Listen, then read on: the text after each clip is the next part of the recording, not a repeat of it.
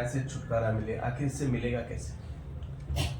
देखिए, जब तक व्यक्ति अंदर की ओर नहीं झांकेगा तब तक उसको किसी भी संश्लिष्टता से समाधान नहीं मिलेगा। क्रोध, काम, लोभ, जो कुछ भी संसार में विकल्प है, उनको जीतने का एक उपाय है कि आपको एक बार अंतर्मुखी होना पड़ेगा। जब आप किसी समस्या में होते तो आपको लगता है कि अब संसार ऐसे ही है। पत्नी से झगड़ा हो जाए एक बार सुबह सुबह तो लगता है कहाँ शादी कर ली, तो उससे डिसअटैच हो गया, दूर हो गया। लेकिन शाम को पूछती क्या खाओगे, और उसने गरम गरम डोसे बना के खिला दी तो पति खुश हो गया।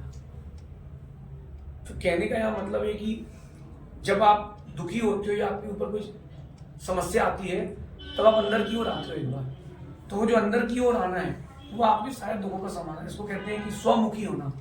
एक अपन देख रहे हैं बाहर और एक अपन देख रहे हैं अंदर, तो अपन को एक बार अंदर भी देखना चाहिए। और मेरा मानना है कि हर दिन देखना चाहिए कि जो भी, चाहे क्रोध हो, मान हो, लोभ हो, माया हो या छोटी मोटी जीवन की कोई परेशानी हो, एक बार वहाँ रुक करके एक बार अपन को अंदर जाना चाहिए। तो अंदर जाने से वो समस्याओं का समाधान होगा। और सबसे बड़ी बात है कि अगर आप उम्मीदें छोड़ देंगे तो कभी कोई जीवन में ये लोग आदि कोई भी समस्या या परेशानी आपके जीवन को बाधित नहीं करेंगे। संतों की नजर में भविष्य की दुनिया कैसी होगी?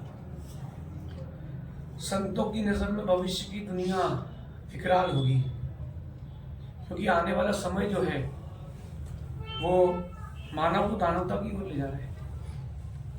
जो भी चीजें अपने को दिख रही हैं, चाहे चेतन हो अचेतन हो, वो व्यक्ति को आधुनिकता की ओर ले जा रही है।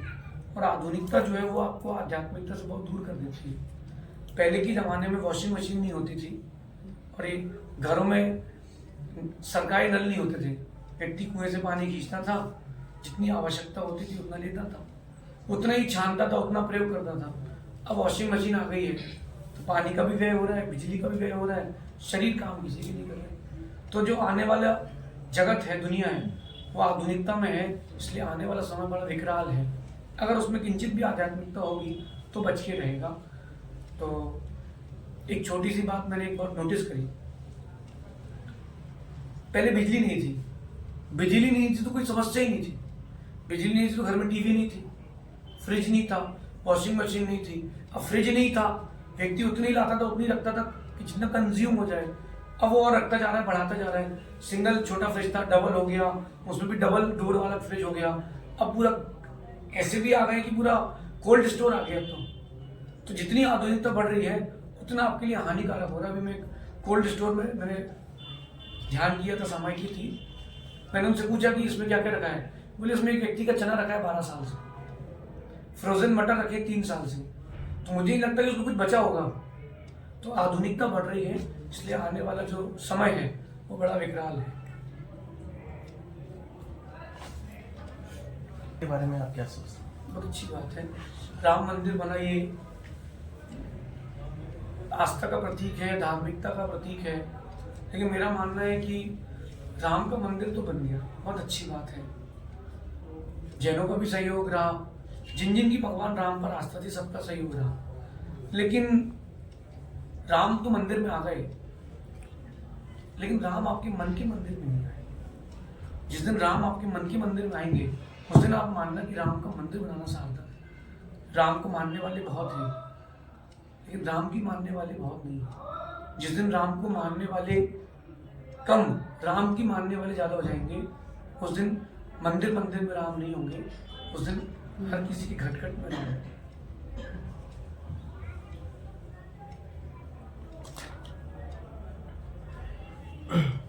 मोदी या राहुल को आप किसको सर्वश्रेष्ठ मानते हैं? देखिए, मेरा मानना है कि जो साधु भगवान होते हैं वो यद्यपि राजनीति से परे होते हैं, राजनीति का पूरा ज्ञान रखते हैं और जानते समय करते नहीं है। अगर किसी राजा की बात की जाए कि श्रेष्ठ कौन है, तो मेरा मानना है कि जो राजा अहिंसक हो, जो धर्म का प्रचार करता हो, जिस राजा के अंदर में चारित्र का प्रतिपालन हो, जिस राजा के अंदर में प्रजा के प्रति एक सद्भाव हो, पढ़ा लिखा हो, उसका प्रभुत्व होना चाहिए। हम कह रहे हैं कि कितना ही बड़े पिता का बेटा क्यों ना हो, लेकिन जो गद्दी का हकदार हो, गद्दी उसको मिलना चाहिए, उसका प्रभुत्व होना चाहिए, पुण्य होना चाहिए। एक राजा के जाने के बाद दूसरा राजा प्रभुत्वशाली आना चाहिए। वहाँ पार्टी का भेद नहीं, वहाँ व्यक्ति देखना चाहिए कि कौन होगा। किसी नीतिकार ने बहुत अच्छी बात कही है कि समय बदल चुका है, पहले राजा के बेटा राजा बनता था, अब जो गद्दी का हकदार हो उसको राजा बनाना चाहिए, जो प्रत्येक धर्म को एक से स्थान दे, देश की भी रक्षा करे, देश का नाम भी ऊंचा करे, लेकिन अहिंसा का सबसे पहले प्रतिपालन करे, क्योंकि भारत भूमि है, इस भूमि में अहिंसा को प्रधान रखा गया था। सबसे पहले राजा थे यहाँ के भगवान ऋषभदेव, उनके पुत्र भरत, उन्होंने अहिंसा के पालन के साथ राज किया। इसलिए राजा के अंदर सबसे पहला गुण अहिंसा होना चाहिए, नीति न्याय भी होना चाहिए, लेकिन बिना पुण्यात्मा के, बिना पुण्य के अगर कोई राजा बन जाएगा तो देश भी जाएगा, धर्म भी जाएगा और प्रजा भी जाएगी।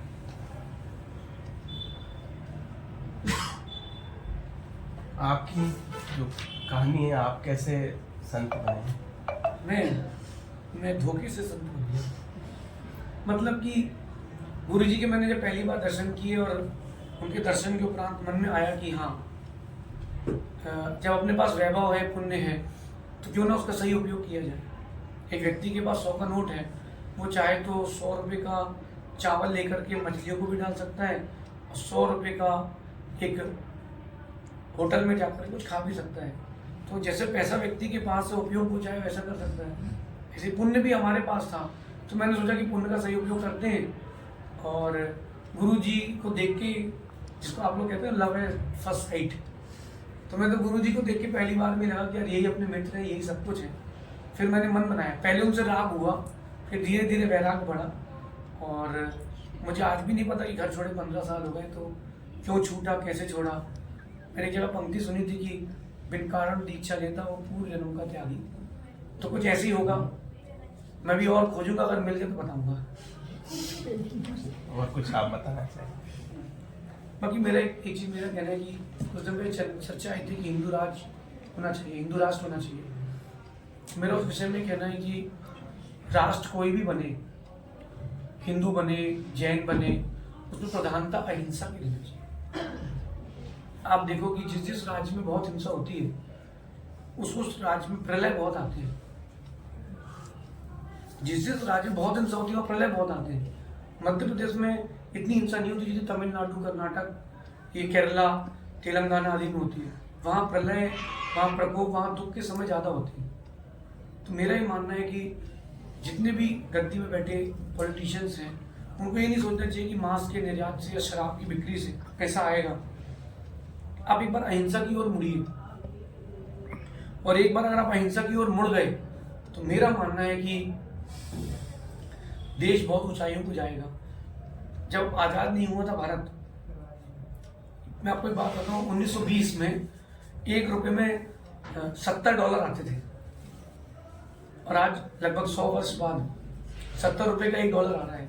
इसका मतलब हम कई हजार गुना पीछे हो चुके हैं, और वो केवल ये मांस और लीकर, इन 2 चीज़ों के कारण। तो इस पर सरकार को विचार करना चाहिए, अहिंसा के पालन की ओर, अहिंसा की सेवा की ओर कितना जा सकते हैं, अहिंसा राज्य घोषित करने में हम कितना प्रयास कर सकते हैं, इस पर ध्यान देना चाहिए। एक बात मैं और बोलना चाहता हूँ, एजुकेशन सिस्टम ऑफ इंडिया, जो भारतीय शिक्षा पद्धति है, वो दुनिया की सबसे हीन पद्धतियों में आना चाहिए, मेरा मानना है। क्योंकि आप लोगों को ठग लिया गया। जब देश आज़ाद नहीं हुआ था, तो इस भारत देश का 5वीं, 8वीं, 10वीं पास व्यक्ति लखपति, करोड़पति होने की ताकत रखता था, इतना दिमाग रखता था। और आज MBA, MSc, MD करने वाला आदमी नौकरी कर रहा है। इसका मतलब डिग्रियां तो बड़ी हैं, लेकिन देश पीछे हो गया है शिक्षा के माध्यम से। ब्रिटिशर्स ने आपको ऐसा ठगा कि आप समझ नहीं पाए। उन्होंने क्या किया कि जो संविधान बनाने वाले थे उनसे कहा कि देखो, आप भारत का इलिटरेट रेट ज़्यादा है, लिटरेसी रेट ज़्यादा है, तो आप ऐसा करो कि अपने यहाँ पासिंग परसेंटेज कम कर लीजिए। तो उनको बात समझ में आ गई। तो कभी कोई बात कहे तो पहले आगे पीछे का सोचना चाहिए। उन्होंने स्वीकार लिया। उन्होंने बोल दिया कि इंडियन पॉलिसी जो बनी थी 35% पासिंग मार्क्स कर देते हैं, ताकि लिटरेट रेट बढ़ जाएगा, ताकि अपन को बैंक, वर्ल्ड बैंक से लोन लेने में और सभी देशों में अपन ऊंचे पहुंच जाएंगे। तो कोई 12th पास व्यक्ति है तो वो लिटरेट है, मैं ये नहीं मानता। वो अगर अपने आप में ताकत रखता है किसी भी देश पर राज्य करने की, व्यापार करने की, तो मैं उसको दिमाग वाला मानता हूँ, क्योंकि degree is not the sign of knowledge. अब आपके यहाँ का बच्चा जो है वो मेहनत करता है 35 के लिए। मैं भी स्कूल में था तो मैं ये सोचता था कि 35 आ जाए बहुत है, लेकिन अब लंदन में जाओगे, यूएस में जाओगे, पूरे यूरोप में जाओगे, वहाँ पासिंग मार्क 75% है।